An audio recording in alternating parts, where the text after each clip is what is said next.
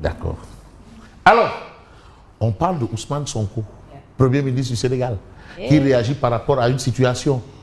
Aujourd'hui, on a refusé le visa à certaines basketteuses et certains membres du staff. Et aujourd'hui, on a la réaction du Sénégal via Ousmane Sonko. Et aujourd'hui, Sonko minimise. Et vous voyez bien que minimise, c'est entre guillemets. Je rappelle que les signes ont leur sens en français. Et aussi le rôle des liaisons qui embellissent les phrases. Mais il ne faut pas en abuser. Waouh, parce qu'il est 11h moins 11, ça ne se dit pas. Si vous faites la liaison. Alors si j'ai envie de dire par exemple que quelqu'un m'a beaucoup aidé, si je fais la liaison, ce sera catastrophique. Alors, Sonko minimise Trump et courtise la Chine. Vous êtes grave, Fabrice. Non, vous savez, il faut toujours avoir un aspect pédagogique dans tout, en tout et pour tout. Hein, Yacine? C'est important. C'est-à-dire qu'il faut donner un peu de relief. D'ailleurs, c'est ce que les bonnes dames font, hein, les Djongoma. Il faut donner toujours un peu de relief. Il y a le repas, il y a tout ce qu'il y a. Oui. Mais après, on met un peu d'encens à côté. Ça donne du relief. Alors, Sonko minimise Trump et courtise la Chine. Mais nous sommes bien dans la société sénégalaise. Hein. Ah, tout va de pair. Tout va ensemble. Initialement prévu aux États-Unis, le stage sera désormais organisé à Dakar. Ah. On me refuse. Je reste chez moi. Je reste chez moi. Mais pourquoi aller chez l'autre? C'est parce qu'on n'a pas ce qu'il y a chez l'autre chez soi. Bon, maintenant, il va se donner les moyens. Oui, Pros et Samaï. Initialement prévu aux États-Unis, le stage sera désormais organisé à Dakar. Oui. La Chine, qui contrairement aux USA reçoit les sportifs sénégalais sur son sol et accorde même plusieurs dizaines de bourses de préparation aux joueurs comme ceux qui les encadrent. Ça, c'est ce qu'a rappelé Ousmane Sonko. Mais vous avez Yoro Dia qui fustige la décision de monsieur le Premier ministre. Mais il faut dire que les conditions de séjour des Sénégalais aux USA sont plus souples que les conditions de séjour en Chine quand même. Voilà. Où on vous délivre des sauf-conduits. Sauf-conduit. Et vous êtes sous haute surveillance. En Chine. L'Amérique est plus clémente envers nous. Voilà. Quand bien même, bon, ce Trump-là, il faut vraiment... En tout cas, voilà. Moi je crois que Sonko a pris la décision. Allez, maintenant, comme on refuse, on reste à Dakar. Point barre, il n'y a plus de débat. Gassi, Saï. Alors, Tribune Quotidien parle de l'affaire AEE.EPC Sodac. Mais Thierno Alassane Sall crie au scandale et exige le retrait des marchés. Parce que c'est flou. Est-ce que c'est un flou artistique ou c'est peut-être un flou même cosmétique? Cosmétique. Parce que le flou cosmétique aussi, c'est un flou. Ça cache des choses, on ne sait pas. Ou juridique. Ou juridique. Ou hyperbolique. Ou métabolique. Hein? Ou c'est un flou cartésien. Le cartésianisme. René Descartes. De toutes les façons, vous avez un peu les réprobations de Thierno Alassane Sall. Mais on reparle encore de l'attribution des blocs gaziers au Sénégal. Mais aujourd'hui, mais que sont devenues les accusations contre Franck Timis? On a tout entendu. Rangé aux oubliettes. Oui. C'était même devenu un slogan pour certains. Dans leur chronique journalière. Un thème de campagne. Un thème de campagne. Hein? Et on a pris le Aliou Sall. Voilà pourquoi il faut faire attention. Il y a des choses qui sont des campagnes de portée presse. On a pris Aliou Sall, on l'a maudit. Il y a même le Premier ministre Feu Abdallah Dionne qui a organisé une conférence de presse du gouvernement. Hein? Au King Fahd. Rien que pour ça. Ndeketeyo, on n'en parle plus. Il y a d'ailleurs beaucoup de choses dont on n'en parle plus. Hein? Ah oui. Hein? Par exemple, la corruption supposée de hauts magistrats là. Oui. On n'en parle plus. Je ne sais pas si vous en avez entendu encore. Non. Il y a même eu une concertation politique. On a parlé de tout sauf de ça. Depuis cette fameuse plainte qui a arrêté le processus enclenché par la commission parlementaire. X, on a vu une commission d'enquête parlementaire. Et c'est une plainte contre X, c'est la procédure. Mais il y a eu une concertation à Diamniadio, personne n'en parle plus, hein, c'est fini. On n'en parle plus. Bon, c'est quoi? On ne sait pas. Est-ce que ça fait partie du protocole de... Bon, moi, de toutes les façons, ça avait ameuté la République. Ah, en tout cas. Et quand il y a une action parlementaire, ça veut dire que c'est sérieux. Et c'est la procédure normale qui est venue freiner justement l'action de la commission d'enquête parlementaire. Mais où en sommes-nous? Ou bien c'est fini, renvoyé au calendrier grec. Bon, les référés délibérés, les procès réparation à Boun Aya. Boun Aya, il est puissant, il est fort. Le SYTJUST intensifie la lutte, la justice paralysée. Boun Aya. Et le pacte d'instabilité, de stabilité là. Finalement, c'est un pacte d'instabilité. De non-agression. De non-agression. En tout cas, pour les Andegesem là, le ministère Delona Avance. Delona Glace. Delona Glace. Delona Avance. On dit que là-bas, bon, c'est compliqué. Et le SYTJUST devait être reçu hier. Ah oui? Ah non, Delona Avance. Avance, oui. Ah. Voilà, mais maintenant il faut dire à d'autres de faire comme Andegesem.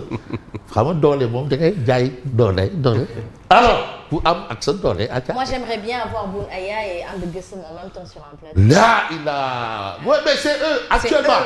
C'est eux les chefs du syndicalisme ici. Donc, avec Sutelek aussi, hein. Mon ami Habib Aïdara. Voilà. Hein? C'est eux. Bon, ça c'est l'actualité de Tribune. Mais vous avez Walf Quotidien qui parle de refus de visa au lion du basket. Et aujourd'hui, Sonko enrage contre les USA, mais cajole la Chine. Mais on reste avec Walf Quotidien qui reparle d'achat de véhicules pour les députés et autres tangles et biscuits là. Mais Guy Marius Sagna désigne El Malik. El Malik voiture. Ah, en tout cas, El Malik, lui, il a dit que Matei. J'assume. Ah, Doulolo. Des trois hautes Matei. Ah, d'accord. C'est ça la trame de son discours. Hein. C'est ce qu'on retient de son discours. C'est le mathéisme caractérisé. Ah, waouh. Voilà, bon, Yacine. Ah, il a dit avant que non, les députés n'en avaient pas besoin, ils pouvaient, ils ont ouvert. Mais là, il dit que j'assume. Bon, nous devons rompre avec les pratiques d'un autre âge. Non, demandez. Fille le mouroubi khoyom. Fille le fonde bi tangé djeur. Fille. Nous devons rompre avec les pratiques d'un autre âge. Ça, c'est la vie de Guy Marius Sagna. Mais certains vous disent que non, mais ça ressemble un peu à du combine bré, quoi. Bon, mais de toutes les façons, les gens sont libres de réfléchir comme ils veulent. Alors, ça ressemble à du combine bré. Alors, fonctionnement de l'Assemblée nationale, Guy renverse la table. Parce que El Malik est venu, il dit, bon, oui, il y a des ceci, il y a Tanglement, Fondé, Soupoukadia ak Laras, il y a tout. Mais El Malik et Guy Marius a dit non. Alors, il dénonce la distribution de Soukorukor. Il ne faut pas oublier que El Malik a fait la cuisine avec Matou Moutoy. Ah! Wow. Avec Matou Moutoy? Matou Moutoy. Ouais, la cuisine avec? Oui, si. Non, mais et puis en bon Jolof. C'est là où vraiment on fait même la cuisine dans le Jolof là. Avec du Néféré. Néféré Nak. Néféré Nak, voilà. C'est le Ndef. Ndef, voilà. Ndef, voilà. Alors, il dénonce la distribution du Soukorukor de billets pour des pèlerinages et autres. Waouh. Il critique l'achat de véhicules pour les députés. Mais vous avez Ismaïla Diallo, député Pastef, mais qui soutient que Guy a son propre agenda, il n'est pas celui qu'il prétend être. Ah bon? C'est vous dans vous. Non, même pas, je dis Anaté. C'est vous dans vous. Voilà. Ah, quoi? Ah oui. Non, ça ne ressemble même pas à du Khoulo Yamba. Mais n'est-ce pas trop tard? L'actualité des véhicules est passée. Et que ce ne sont pas les prolongements.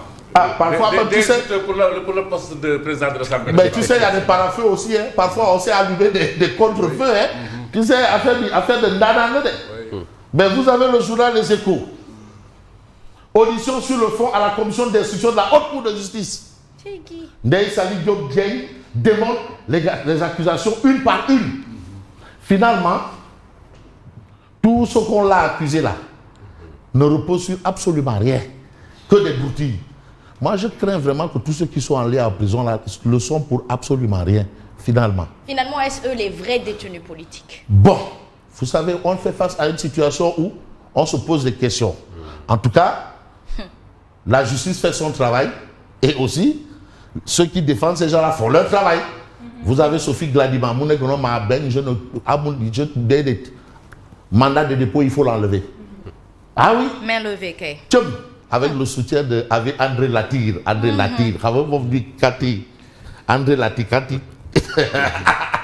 Faut faire attention aux pantalons. Hein. Bon, la farce des climatiseurs retombe. Elle est maintenant poursuivie pour un seul. Elle dégage tout dans la gestion des fonds, l'octroi des marchés et la conservation des pièces comptables. Mais ces avocats satisfaits de l'audition envisagent de déposer un non-lieu total. Et on reste avec ça. 2 députés partiels se chamaillent, se crèvent le chignon, se chiffonnent. À propos, ça ne fait pas d'eux des chiffonniers là. Querelle de Borne-Fontaine. Querelle de Borne-Fontaine. Ça ne fait pas d'eux des chiffonniers. Hein. Ils se chiffonnent direct. À propos du fonctionnement de l'Assemblée, mais dit tire à bout portant, Ismaïla Diallo le charge. Vous avez affaire à Zer AEE pour les terribles révélations de Tierno Alassane Sall, alias TAS, mais qui ne lâche pas le morceau. Mais vous avez Direct News qui dit TAS révèle la face obscure d'un marché. Nous, on va marcher pour aller en direction de Odia. Odia, Wondelou, ça c'est ce qui fait un peu, qui est devenu viral. Le challenge du moment. Apparemment, c'est un peu pour faire du coquelis aux tenants actuels du pouvoir là. Que donc ils vont partout, ils parlent de tout, mais il n'y a rien. Bon, bref, donc ils considèrent que c'est du Wondelou, du Tahawalou et du Tamambalou. Vrai ou pas, moi j'en ai fini et je vous dis merci et bonne continuation. Et moi je rajoute du Wurwuran. En tout cas, il est 7h. Merci à vous Fabrice Nguema pour cette revue des titres et nous allons faire place au journal.